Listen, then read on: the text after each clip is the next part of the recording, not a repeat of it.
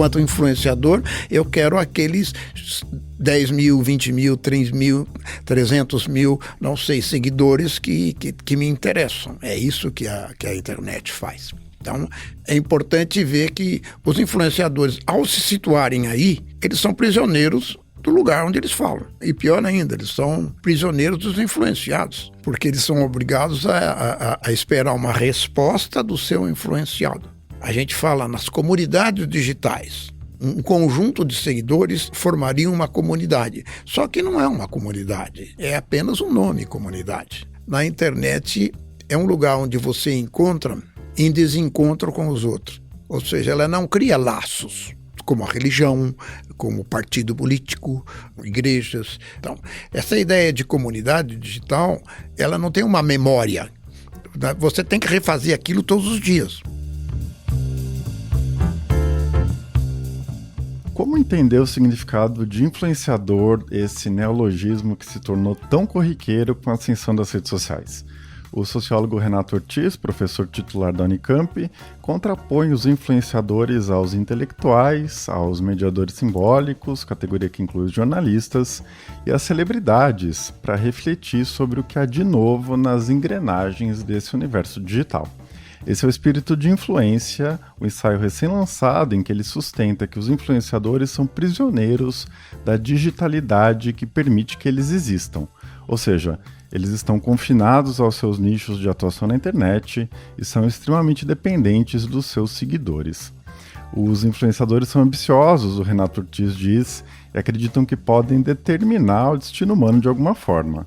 O retrato que emerge da reflexão dele, ao contrário, aponta que a influência digital é muito menos grandiosa do que parece à primeira vista e que quem atua nesse campo se depara com uma condição muito efêmera, o que demanda um trabalho constante para manter os laços com os influenciados e não ser esquecido e deixado para trás.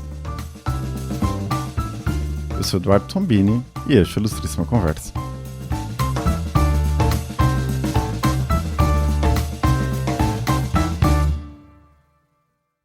Renato, seja muito bem-vindo ao Ilustríssima Conversa, é um prazer ter você aqui. Bom, o Influência é um livrinho bem curto, né, mas é um livro denso. Para a gente começar, eu queria te pedir para falar um pouco sobre como a ideia do ensaio surgiu, né, e como ele deu origem a esse livro. Bem, é um livreto mesmo. Uhum. Inclusive até eu coloco uma espécie de epígrafe no início, né, um pouco quase como definindo um livreto. A ideia inicial foi mesmo de escrever um texto curto e uma reflexão crítica sobre o contemporâneo. Uhum. E tomando como um objeto específico a ideia da influência e dentro dela os influenciadores. Como é que surgiu essa ideia? Bom, ela tem a ver com várias coisas que eu já tinha escrito, creio eu, sobre o debate sobre mundialização da cultura, a questão do espaço público, depois o advento do mundo digital, tudo esse tipo de coisa, mas especificamente ele veio de uma pergunta que um colega meu me fez, que trabalha em Ribeirão Preto, na USP, numa conferência que eu estava fazendo, que eu fiz, que está até gravada na internet, chama-se Renato Ortiz Fortuna Crítica, saiu em livro. Ele me fez a pergunta se os influenciadores não seriam os novos intelectuais do mundo contemporâneo. Eu achei a pergunta muito interessante, aquilo ficou na minha cabeça e eu acabei escrevendo um pequeno artigo que saiu na Carta Capital.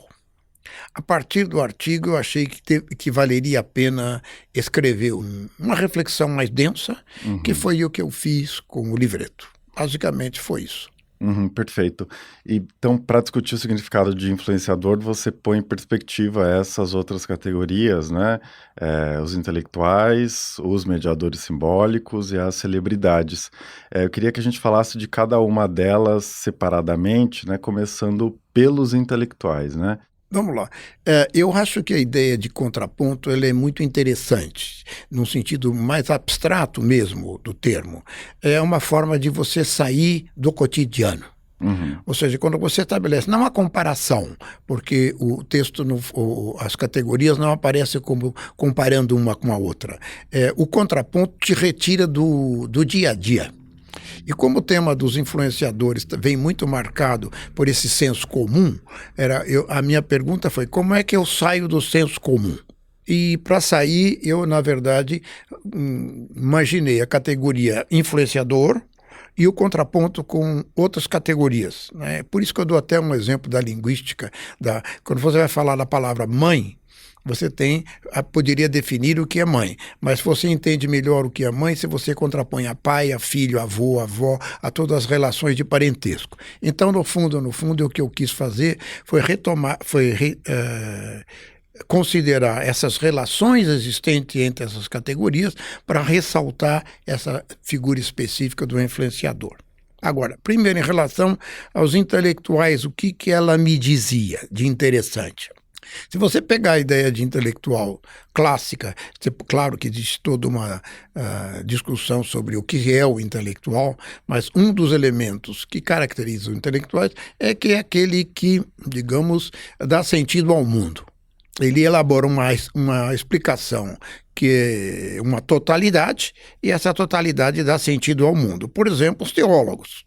Eles falam da religião, explicam a origem do mundo, explicam o que é o pecado, explicam como você deve se comportar, qual a relação entre os homens com Deus, uma série de coisas. Tá? Ou então, os intelectuais orgânicos, como diria o Gramsci, dos partidos políticos. Eles explicam como é que o mundo se organiza, quais são as relações de dominação entre a burguesia e o proletariado, e explicam como é que é possível fazer uma política que supere esse tipo de coisa. Tudo isso é feito dentro de um universo explicativo, no interior do qual os intelectuais conferem um sentido, ou seja, um discurso que decifra o mundo. Basicamente é isso. Então eles tendem a ser universais, entre aspas, universal aí, mas eles tendem a explicar o mundo. O influenciador, ele parte do contraponto, existe uma relação entre o influenciador e o influenciado. Eles estão em planos diferentes, mas o influenciador não elabora uma totalidade de explicação do mundo na qual o influenciado está presente. Por isso que a relação entre o influenciador e o influenciado é instrumental. O influenciador tem uma mensagem específica, pode ser publicitária, pode ser de uma outra coisa, por exemplo, um influenciador que é especializado em cabelo, por exemplo, ou um influenciador especializado em saúde. Ele tem um tema específico que ele quer colocar junto a uma audiência. Vou usar aí um termo antigo dos estudos de comunicação. Né? Então, é por isso que eles são bastante cobiçados pelo mercado. Então, essa diferenciação entre o particular e o mais universal, o mais amplo, a categoria dos intelectuais é interessante, porque ela ajuda você a esclarecer, sobretudo porque os influenciadores eles são marcados pelo meio técnico que é a digital, a internet. Uhum. Só tem sentido falarmos influenciador hoje por causa da internet. Por isso que eu chamo que o neologismo é recente, né? Então, eles estão localizados na internet, mas aí a ilusão é que a internet ela abarca todo o planeta, mas na verdade ela é uma construção, eu gosto até da metáfora, ela é feita de bolhas. Cada lugar tem um limite. Então, essa ideia do limite do lugar das bolhas espaciais é importante, tanto nesse contraponto como em outros que eu faço ao longo do livro. Nesse sentido, você escreve em algum momento, né, pensando nessa segmentação da internet, em bolhas, em comunidades, em nichos muito bem delimitados, né, que os influenciadores vivem em suas casas, né, fazendo referência a esses nichos, a essas bolhas, e são prisioneiros da digitalidade que lhes permite existir, né? Essa frase chama a minha atenção, eu queria te pedir para falar um pouco mais sobre essa ideia. Veja, porque a internet é um mundo global, vamos colocar assim, no sentido em que ela permite uma comunicação entre as pessoas numa dimensão planetária. Inclusive isso é feito hoje não apenas na internet, mas também no caso do telefone celular, né? Primeira pergunta que você faz a alguém é onde você está. Você pode estar no Alasca, você pode ir em qualquer lugar. Então a impressão que você tem num primeiro momento é de uma expansão ilimitada do espaço. Porém, à medida que você começa a olhar esse espaço, você percebe que as coisas não são assim. Porque para se realizar, a internet tem que se realizar nos segmentos. Os segmentos são aqueles lugares específicos onde você circula e que, na verdade, outros também circulam. Então, as redes sociais, elas não são universais. Claro. Então, quando alguém diz todo mundo está falando, é o todo mundo de uma determinada bolha, de um determinado limite espacial. Então, a internet funciona desta forma. Eu não falo para todo mundo. Eu também nem tenho a ambição dos intelectuais para falar para todo mundo. Enquanto influenciador, eu quero aqueles 10 mil, 20 mil, 3 mil, 300 mil, não sei, seguidores que me interessam. É isso que a internet faz. Então, é importante ver que os influenciadores, ao se situarem aí, eles são prisioneiros do lugar onde eles falam. Evidentemente, porque se eles estão lá, só falam ali. E pior ainda, eles são prisioneiros dos influenciados, porque eles são obrigados a esperar uma resposta do seu influenciado, ou seja, da pessoa que está do outro lado. Então é interessante. À primeira vista você tem uma ilusão de expansão. Falamos para todos, na mídia a gente lê muito quantos seguidores você tem, aumenta o número de seguidores. É como se infinitamente, se você aumentasse, você falasse para todo mundo. Mas na verdade é o contrário, que é um pouco a lógica do mercado. Nós não estamos mais numa lógica do mercado da época dos anos 40, 50, 60, que era da cultura de massa. Agora é um mercado segmentado. Você vende bolsas Prada para determinado mercado, da mesma maneira que você vende um tipo de açúcar que não contém determinados produtos químicos para um grupo que valoriza, por exemplo, um tipo de comer bem ou relação com a natureza ou algo assim. Esse mercado segmentado, por isso que os influenciadores são muito úteis para os mercados. Perfeito. Então, voltando agora ao segundo contraponto, né, com os mediadores simbólicos. Eu queria te pedir para explicar um pouco melhor essa noção, né? Quem são os mediadores simbólicos e o que aproxima eles e separa eles dos influenciadores. Por que eu escolhi os intelectuais, os mediadores simbólicos e as celebridades depois? Porque todos eles atuam no espaço público. Certo? Agora, a diferença entre os intelectuais, no caso da categoria intelectual e a categoria mediador, é que o mediador simbólico é aquele que faz uma espécie de tradução de um saber ou de um conhecimento já configurado. Um bom exemplo é o exemplo da gastronomia. Você assiste um programa de televisão onde tem essas disputas de chefes, esse tipo de coisas, essas pessoas, elas são mediadores simbólicos. O que significa ser mediador simbólico? Significa, primeiro, existe alguma coisa que se chama gastronomia. Essa alguma coisa que se chama gastronomia foi definida não para aquelas pessoas que estão na televisão.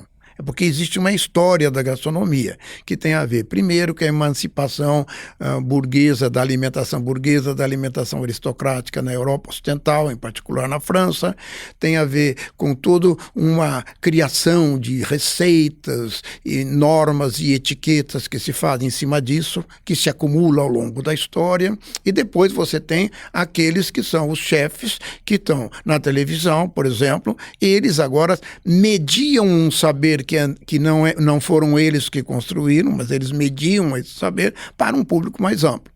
De uma certa forma, eles funcionam um pouco como os tradutores.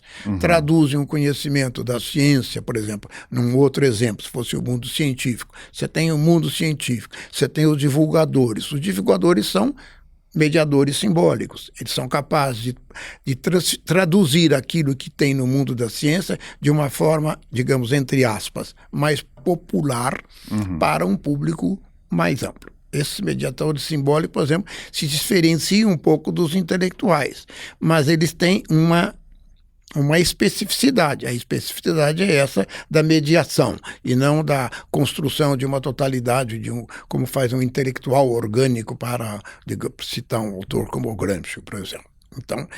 Então é interessante esse contraponto, porque, digamos assim, esses mediadores simbólicos, assim como os intelectuais, eles se contrapõem a essa categoria específica que é, digamos, o influenciador. Ele não necessita da internet. Os influenciadores, eles precisam da internet. Eles nascem, vivem e morrem na internet. Eles constroem uma casa. É por isso que eu uso a metáfora da casa. E essa casa habitam algumas pessoas. Eles vivem esse mundo da casa. Eles são prisioneiros dessa casa. o que tanto os mediadores simbólicos como os intelectuais permitem a gente iluminar essa casa onde eles estão. E eu, lendo o livro, né, fiquei pensando como essa ascensão dos influenciadores se desdobra no domínio dos mediadores simbólicos e, claro, pensando muito no jornalismo, né, porque, de alguma maneira, o jornalismo teve uma espécie de monopólio durante muito tempo em fazer essa mediação entre as áreas especializadas, os conhecimentos em que o público não tinha acesso e, claro, esse público mais amplo, e isso acabou com as redes sociais, com o papel dos influenciadores hoje, né? E, claro, o jornalismo sempre fez isso com alguns princípios mais ou menos rígidos, com uma linguagem mais ou menos rígida, e no universo dos influenciadores a regra é mais ou menos o oposto, é derrubar os vários filtros que existiam, né? Derrubar os vários procedimentos para tratar de determinados assuntos em nome da espontaneidade, em nome da aproximação com o público, em nome da rapidez, né? Coisa que é muito diferente do que existia antes. Que tipo de transformação você enxerga com essa ascensão dos influenciadores nesse domínio do jornalismo, dos mediadores simbólicos? Veja, tem várias implicações. Você mesmo, na sua pergunta, já encaminhou algumas delas. Recentemente, por causa do livreto, aquela TV 247 me entrevistou e tivemos lá uma discussão interessante, porque a pergunta que surgiu será que eles não seriam influenciadores? E a minha resposta foi não. Uhum. Porque eu disse a eles, vocês são jornalistas, vocês trabalham para uma empresa específica, uma instituição específica, com regras específicas, e vocês, na verdade, pretendem tratar as notícias de várias formas. Evidentemente, vocês são responsáveis pelas notícias e são também responsáveis pela construção das notícias. O caso do influenciador é muito mais direto nesse tipo de coisa. No caso da sua pergunta, não há dúvida nenhuma que agora tem alguns valores que o mundo atual, não é só o digital, que valoriza. Um é rapidez, né? A rapidez, a outra é o número de pessoas que você atinge. Uhum. Que era algo já anterior, mas que agora essa dimensão é mais valorizada ainda. Então, rapidez e audiência é uma coisa muito importante. Dentro desse contexto, os influenciadores são bastante, digamos assim, valorizados.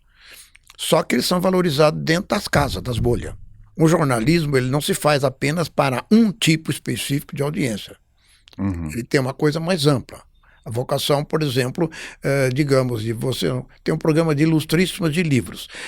Você, na verdade, tem a intenção de estabelecer, primeiro, uma discussão e uma reflexão, e não um impacto exclusivamente. Uhum. Essa diferença entre o impacto e, digamos, uma reflexão que você faz em cima de qualquer tipo de meio de comunicação, mas que você, na verdade, acha que pode, na verdade, alimentar todo um debate. Mas você não vai vender para só, como faz os influenciadores, com as pessoas, a comunidade, como eu digo no livro, a comunidade dos bebedores de Campari. Uhum. A comunidade do bebedor de Campari é feita dos bebedores de Campari. Se eu for um influenciador que vende Campari, esse é meu mundo. Um jornalismo, na verdade, não pode se perceber exclusivamente dessa forma. Porque se ele o fizer, certamente não vai funcionar. Porque a ideia de jornalismo é justamente que você tenha uma audiência ampla, não seja global, universal, mas uma audiência ampla com uma diversificação de pessoas bastante grande, inclusive voltada nesse tema da reflexão. Aliás, a ideia de jornalismo não pressupõe necessariamente a noção de influenciador influenciado. A ideia de influenciador influenciado pressupõe que o influenciado está vinculado ao influenciador. É como se ele, na verdade, respondesse a um estímulo. Uhum. E esse estímulo é instrumental. Um programa como esse da Ilustríssima não se fundamenta nessas premissas. É evidentemente que eu estou aqui conversando com você, falando sobre um livro, mas isso não significa que todo mundo vai sair correndo para comprar o livro. Essa não é a intenção. É chamar a atenção por um tema, eventualmente alguém poderá comprar o livro, eventualmente poderá nem comprar e ler o livro, ou não comprar e não estar interessado pelo livro. Todas essas possibilidades existem no mundo que é o mundo do espaço público, no qual os indivíduos são indivíduos e não apenas influenciados. E aquele que fala no espaço público fala sabendo que existem diferentes vozes contraditórias no interior desse espaço público. Então, eu não vejo nem grandes... Mas é interessante hoje, por que a gente fica tão fissurado com essa história de rapidez e volume de informação, né? Porque você passar um volume mais amplo. Mas essa é digamos assim, um dos valores atuais que não está só entre os influenciadores. Tem a ver com as empresas, tem a ver com o mundo contemporâneo, com a comunicação no mundo contemporâneo, mais provavelmente, não. Bom, queria passar então para o terceiro contraponto, o contraponto com as celebridades, né? Que você recorre para situar os influenciadores. Você escreve no livro que os influenciadores podem se tornar pequenas celebridades, né? Mas que como as regras do jogo de cada universo são fundamentalmente diferentes, os influenciadores dificilmente vão se tornar celebridades verdadeiras. Isso tem muito a ver com a ideia de distância com o público que acompanha cada um desses personagens, né? A celebridade e o influenciador. Queria te pedir então para falar um pouco sobre essas diferenças, né, fundamentais entre influenciadores e celebridades. Pois não. Eu achei interessante o contraponto com as celebridades, porque ela iluminaria uma outra dimensão, da mesma maneira que o contraponto com os intelectuais, os mediadores, enquanto categorias, ilumina um certo aspecto do mundo digital. No caso da celebridade, você tem uma outra possibilidade, uma outra entrada que estabelece diferenças bastante interessantes e que aí permite que você qualifique melhor um pouco esse mundo específico que é o mundo digital. No caso das celebridades, eu já tinha escrito um texto longo, mas é um texto acadêmico, em mais de 50 páginas, que chama-se As Celebridades como um Emblema Sociológico. Está aí na internet, qualquer um pode colocar o meu nome e o título, vai encontrar. Foi um estudo longo que eu fiz na New York University Bibliographic, quando estava em Nova York, nos Estados Unidos. Isso me ajudou muito a montar a minha argumentação. Na argumentação, tem um tema esse que você chamou a atenção, que é a questão da distância. Bom, antes tem um tema que é o da ubiquidade, né? As celebridades são ubíquas, elas estão em todos os lugares. Elas estão no cinema, elas estão na publicidade, elas estão nos jornais, elas estão nos lugares de fofoca, elas estão em todos os lugares. O influenciador está na casa dele digital. Então essa é uma primeira diferença importante. O segundo ponto é que, aparentemente, os influenciadores aparecem como uma celebridade e você começa a perceber que a ideia de visibilidade, e aí tem todo um debate sobre a visibilidade, ela, na verdade, ela incide tanto nas celebridades quanto nos influenciadores, mas ela incide de forma diferente. Por que é diferente? Por causa do tema que você mencionou, que é o tema da distância. No caso das celebridades, elas têm que estar próximas e distantes. Um autor desses que eu li para o estudo bibliográfico que eu fiz, chama isso de um amor longínquo. Amor longínquo quer dizer o seguinte, eu estou muito próximo da minha celebridade, mas ela nunca ouviu falar de mim. Então, eu posso pegar uma celebridade tanto como a Brigitte Bardot, a Angelina Jolie, ou então o Neymar, eles não sabem nada de sua vida. Mas eles são obrigados, para chegar perto de mim, a dar entrevistas que são entrevistas se aproximando a mim. Então, na verdade, eles se aproximam para se distanciar. A distância é enorme entre uma celebridade e o seu público, vamos colocar assim. No caso dos influenciadores, não, eles não podem fazer desse jeito, porque eles são obrigados, através dos blogs e das ferramentas digitais, estarem próximos dos seus influenciados. E mais do que isso, eles são obrigados a estar lá todos os dias, ou melhor, o tempo todo, porque se eles não tiverem o tempo todo, eles perdem os influenciados. É uma espécie de moto contínuo. Deve ser uma loucura. Aí você se percebe um pouco a força da metáfora, prisioneiros da digitalidade. Porque você é obrigado, dentro de um bloco, o tempo todo você está conversando com os seus seguidores. Os seguidores falam. Eles não são apenas seguidores. Eles dizem se gostaram de alguma coisa, não gostaram de alguma coisa, se você é bonito, se você é feio, o que vai acontecer com você, será que você deve fazer isso, não deve fazer aquilo. Toda essa relação pessoal, na verdade, é uma relação que encurta a distância. E ao encurtar a distância, isso tem duas implicações. A primeira implicação é que o encanto com a celebridade não é o mesmo que o encanto com os influenciadores. A segunda é, que eu já tinha observado antes, é que eles estão prisioneiros, porque estão muito próximos. Por isso que na internet surgiu esse neologismo, não é? Que na verdade é um eufemismo da comunidade. A gente fala nas comunidades digitais. Então, um conjunto de seguidores formaria uma comunidade. Só que não é uma comunidade, é apenas um nome, comunidade. A ideia de comunidade é outra. No fundo, na internet é um lugar onde você encontra em desencontro com os outros. Ou seja, ela não cria laços, como, por exemplo, no mundo dos intelectuais, ou social, a amizade, ela não cria laços como a religião, como o partido político, como uma série de outras coisas, igrejas, e mesmo comunidade de vizinhança em alguns lugares.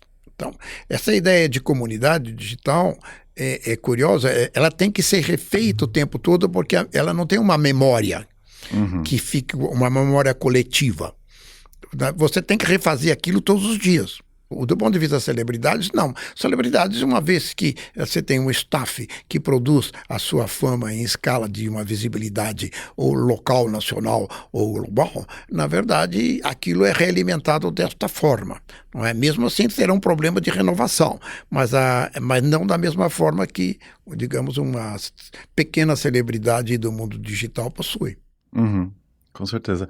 E no livro você faz uma reconstituição dessa noção de celebridade, né? Diz que antes existiam, obviamente, pessoas famosas que eram vistas como os heróis do cinema, os astros do cinema, por exemplo, mas que essa noção de celebridade emerge nos anos 70, né? Basicamente.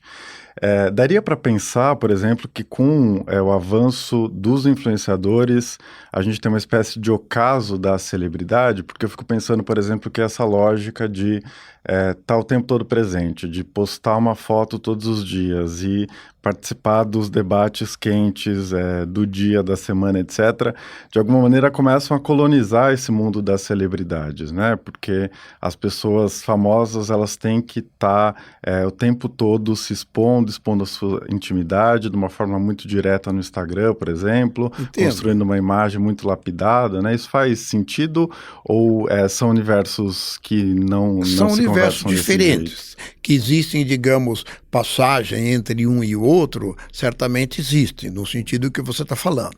Mas uma celebridade, ela se define numa esfera muito mais ampla, específica. Vamos pegar uma celebridade, o Brad Pitt, por exemplo.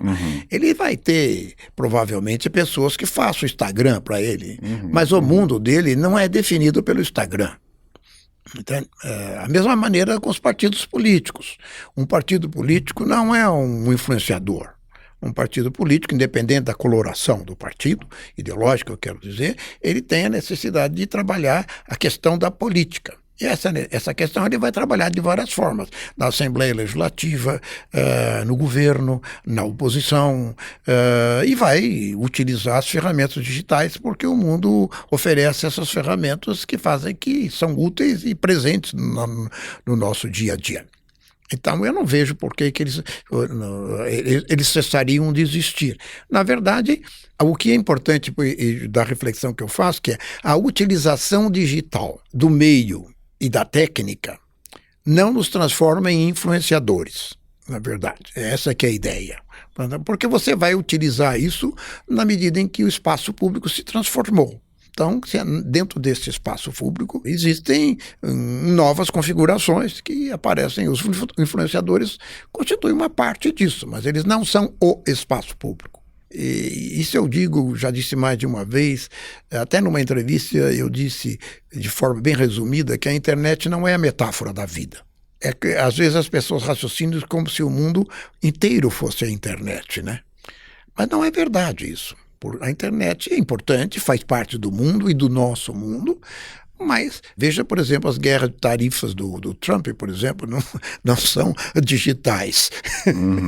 Ela tem uma implicação econômica que é material. Isso para dar um exemplo mais simples possível, ou uma guerra, ou então as disputas familiares, as disputas individuais. Então, a tendência que a gente tem, às vezes, eu vejo nesse debate, sobretudo com a internet, é um pouco de reduzir as contradições do mundo ao mundo da internet, ao mundo digital. Uhum. Eu creio que se uma vez você inocula uma espécie de vacina, um vacilo contra esse tipo de coisa, você percebe as coisas, o mundo diferente, sem cair na ideia de que isso é uma aberração, que isso não deve ser feito, em categorias morais que você julgar o mundo. Porque não adianta nada também você ficar com muitas categorias morais em relação ao mundo, o mundo não vai levar isso em consideração. Então, eu não vejo por quê. Os influenciadores eles são pequenos. É uma espécie de desconstrução um pouco do conto que está no livreto. Por isso que eu digo que é um conto da hipermodernidade de hoje, né? Você trata isso como se fosse uma coisa fundamental. De uma certa forma, tem esses caras que vêm estragar o jantar, como diria o Buñuel, né? Você chega, estraga o jantar e mostra um outro lado da coisa, sem eliminar o fenômeno em si. Eu acho que um pouco isso as ciências sociais fazem, um pouco estragar o jantar.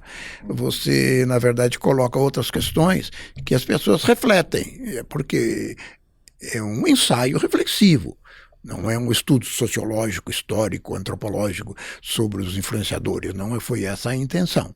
A intenção foi fazer um ensaio curto, denso, falando sobre o mundo atual. Renato, para a gente se encaminhar para o final, né, eu queria retomar um ponto que você já mencionou aqui, que é essa homologia, que você chama de homologia entre o espaço dos influenciadores e o espaço do mercado, né? Eu queria te pedir para explicar um pouco melhor o que isso significa, né? Significa, por exemplo, que um influenciador vai encontrar barreiras para não ficar envolto na lógica de funcionamento do mercado, por exemplo, as métricas que vão hierarquizar cada um deles, que vão definir o patamar de monetização que eles podem ter acesso, né? Nesse sentido que você está pensando, de que outras formas essa aproximação entre os dois universos se dá? Olha, a primeira coisa que é importante entender é que o mercado também tem uma história. E uma forma de você entender essa história, para entender não toda a história do mercado, não se trata disso, mas uma história recente e as transformações que incidem aí na questão da segmentação, é se nós voltarmos para trás e olharmos, por exemplo, os debates que se fazem nos anos 40, 50, 60 e até mesmo 70 em torno da cultura de massa. Então, a cultura de massa foi muito trabalhada nisso. A televisão então, é o ícone dessa cultura de massa. Neste contexto, o mercado é pensado como um mercado de massa. Quanto mais eu vendo aparelho de televisão, máquina de lavar roupa, automóvel, independente das pessoas, ele tem que ser amplo, de massa, em princípio universal. Esse é o grande debate. Esse debate se transforma na medida em que as próprias transformações do mercado agora estão focalizadas num mundo segmentado. Já não se vende mais produtos para o mercado de massa, por isso que fala-se pouco ou nada sobre cultura de massa. Se fala em diversidade cultural. Essa diversidade é agora diferenciada nesse mercado. Por exemplo, eu vendo bolsas de luxo para o mercado de luxo, eu vendo roupas específicas, digamos assim, chinesas baratas, porque agora já tem chinesas mais caras, né? Mas chinesas baratas para o mercado popular. Eu vendo café expresso com o George Clooney, por exemplo, para um tipo de público específico de uma certa classe média, média alta, com certo capital cultural, com uma certa educação, uma série de coisas assim. Então, esse mercado agora é um mercado segmentado. Esse processo de segmentação de mercado, ele, na verdade, o que significa segmentação? Um espaço fechado, específico. A homologia está justamente na ideia do espaço limitado, segmentado do mercado, com o espaço limitado da casa dos influenciadores. Dito de outra forma, por causa dessa homologia, os influenciadores são excelentes agentes deste mercado, da manifestação publicitária, ou seja, de tornar público no mercado. Porque se eu vendo produtos para um mercado segmentado, se eu já habito na internet um lugar segmentado, as duas coisas se casam. Então, dentro desse contexto, é importante, então, uma valorização dos influenciadores. E essa valorização se faz através da métrica. Ou seja, quantos seguidores eu tenho, quanto tempo as pessoas ficam na página, será que as pessoas curtiram a página ou não curtiram, será que as pessoas enviaram para outras pessoas, dá-se então uma nota, ou seja, uma quantificação desse tipo de atividade. E aí é possível hierarquizar com os algoritmos, digamos, os influenciadores, mega influenciador, influenciador médio ou de baixa potencialidade. Então, no fundo, é curioso, eu acho muito interessante, porque quando você lê essas pessoas, aí eu fui à internet e li várias coisas, é como se elas estivessem conquistando o mundo. Mas eles estão prisioneiros da coisinha dele que estão vendendo, na verdade. E aí a monetização se faz dentro desse caso. É como quando você consegue transformar, digamos, esses elementos quantitativos num valor específico que é atribuído pelas empresas. A monetização é isso, você estabelecer um equivalente, né, entre aquilo que é o volume do benefício que se espera ter em função dos likes, dos envios para outras páginas, uma série de coisas, toda uma técnica de medição e se coloca nesse dia. Por isso que algumas pessoas começam a falar que se transformará numa profissão. Eu não sei, se transformar não vai ser numa profissão fácil de ser feita, não. Porque o espaço digital é muito grande. O mercado fala em oportunidades. É como se nós estivéssemos diante de oportunidade. Mas, na verdade, nem todos têm a mesma oportunidade. É mais difícil. Tem uma dimensão aí que é de uma certa fantasia do mundo contemporâneo, de como é que você nomeia as coisas para ocultá-las, no fundo. Um pouco, por isso que também no ensaio, eu dou muita atenção à linguagem, em como eu nomeio as coisas. Porque ao nomear-se as coisas de forma diferente, eu enxergo também de forma diferente.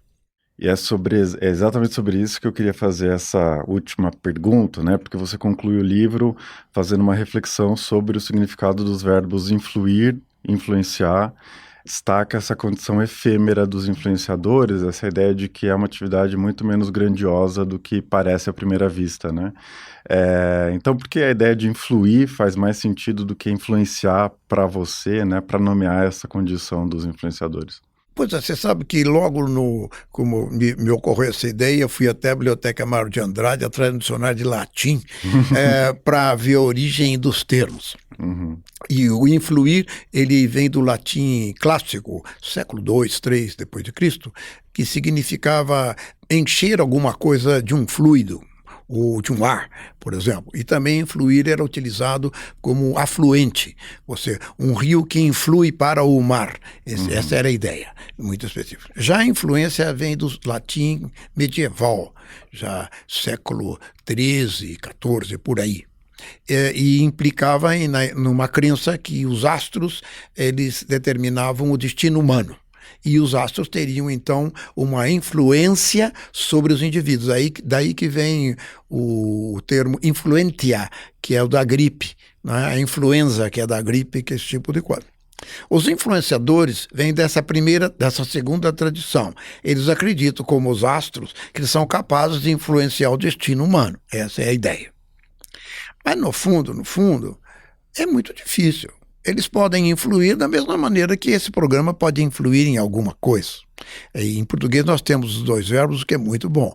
Mas não há uma relação direta entre aquilo que eles falam e aquilo que as pessoas vão fazer. A única evidência que se dá é a quantidade de pessoas que você supõe que elas se seguem. Seguem em que sentido? Porque elas estavam ali. Mas essas pessoas moram em favela, moram em um bairro nobre, são homens, são mulheres, elas são brasileiras ou suecas, elas têm classes sociais diferentes, elas têm um conjunto de outras coisas que essa relação se dá. Você não define essa relação de uma forma determinista e instrumental, como se estabelece. Então, a ideia, a brincadeira que eu faço no final, justamente, eles podem eventualmente influir no sentido em que determinadas questões que eles colocam são aceitas pelo grupo de pessoas que os seguem, vamos colocar assim. Mas essa ideia de que eles determinam o comportamento e como eles falam, é interessante. Eu não fiz isso, evidente, mas se eu fizesse uma análise de discurso da fala dos influenciadores, é uma coisa assim que aparece como eles são um pouco os astros do latim medieval aí, que faz com que a influência determine o destino humano. A posição deles é bem mais frágil do que isso. Então, para recapitular, o Renato Ortiz é autor de Influência, que acabou de sair pela Alameda. Renato, foi um prazer conversar com você. Muito obrigado pela sua participação aqui. Obrigado pelo acesso aqui ao programa. Fazia tempo que eu não via. Eu sou da época que eu conheci Ilustríssima em papel.